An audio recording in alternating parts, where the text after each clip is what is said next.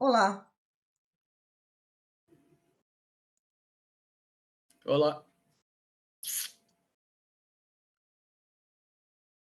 estamos aqui para fazer um vídeo da atividade proposta da disciplina de História e Filosofia da Matemática. Os responsáveis pelo vídeo é o Diego Velmuthi e a Margarete Mate, a professora responsável, a Lidiane Schmidt. Vamos falar nosso vídeo sobre a história e as contribuições de Pitágoras.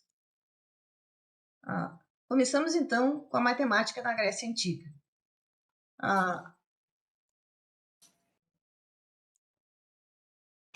O pensamento matemático começou a se desenvolver na antiguidade, antes de ganhar estrutura organizada.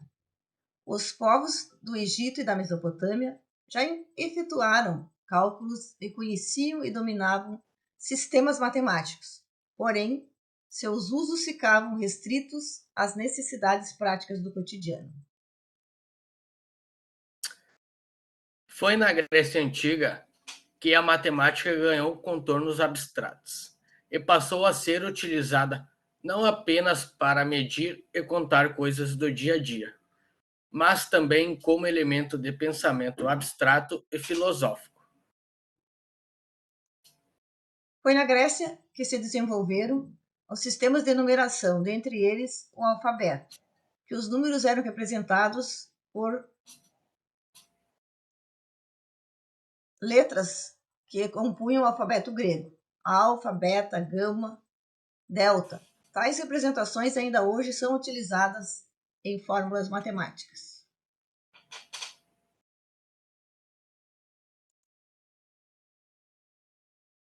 Ao falar do desenvolvimento da matemática na Grécia Antiga, é preciso citar seus principais pensadores, que são eles, Tales de Mileto e Pitágoras. Vamos inferir sobre Pitágoras. Pitágoras nasceu na ilha grega de Samos em 570 a.C. e faleceu por volta de 496 a.C. Importância de Pitágoras para a filosofia. Para Pitágoras, o universo é um todo organizado e numericamente compreendido. Os números estão na origem de tudo, desde a configuração espacial das coisas até a sua composição. Os números naturais são toda a origem e, logicamente, existentes e infinitos. Seita pitagórica. Pitágoras fundou uma seita baseada numa doutrina rígida de estudos para a purificação da alma. Os pitagóricos acreditavam na reencarnação, estabeleciam que era necessário viver a vida material para atingir a purificação e o aperfeiçoamento da alma. A vida corpórea era um meio de adquirir conhecimento para atingir os estágios maiores de desenvolvimento. Pitágoras e a música.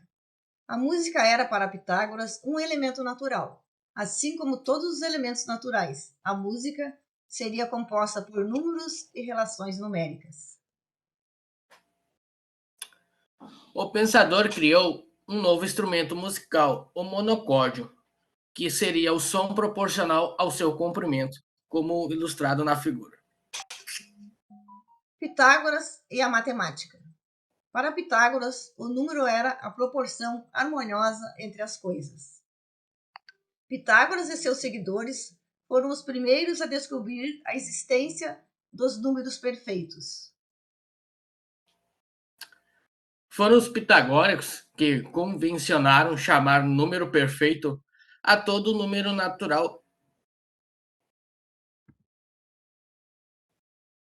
que for igual à soma de todos os seus divisores, e excluindo-se desse grupo de divisores o próprio número. Aí a gente trouxe alguns exemplos aqui, que é o 6, que é divisível por 1, o 2, o 3 e o 6, só que como eles falaram, exclui o próprio número 6, que a soma deles vai dar 6. A mesma coisa, 28, e tem outros números que não são muitos, mas tem alguns que são só para a gente descobrir só usando computadores, que são números muito grandes. A mais importante das descobertas de Pitágoras foram o Teorema de Pitágoras.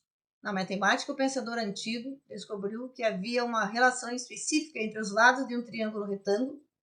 O quadrado da hipotenusa seria igual à soma dos quadrados dos catetos, que é, então, essa expressão que ele está nos mostrando, que A ao quadrado é igual a B ao quadrado mais C ao quadrado, que nada mais é do que o 5 ao quadrado é igual a 4 ao quadrado mais 3 ao quadrado, pois 5 vezes 5 é 25, 4 ao quadrado é 16, 3 ao quadrado é 9. Então, 25 é igual a 16 mais 9.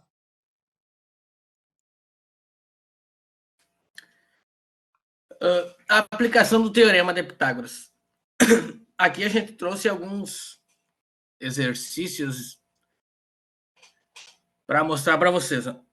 Durante um incêndio em um edifício de apartamentos, os bombeiros utilizaram uma escada Migros para atingir a janela do apartamento sinistrado. Qual é a altura do apartamento sinistrado em relação ao chão? Aí na próxima imagem a gente tem a questão aqui.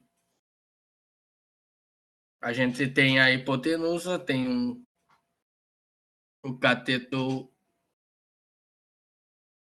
Adjacente.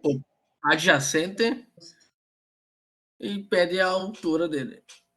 Então ficaria 40 ao quadrado igual a 24 ao quadrado mais o lado C, ou a altura ao quadrado.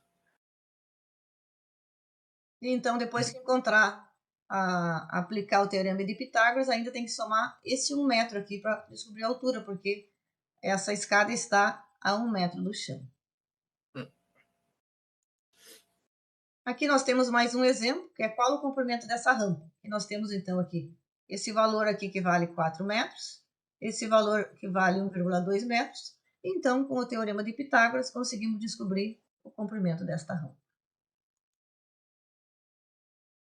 E essas nossas referências. Tenham uma boa noite. Muito obrigada.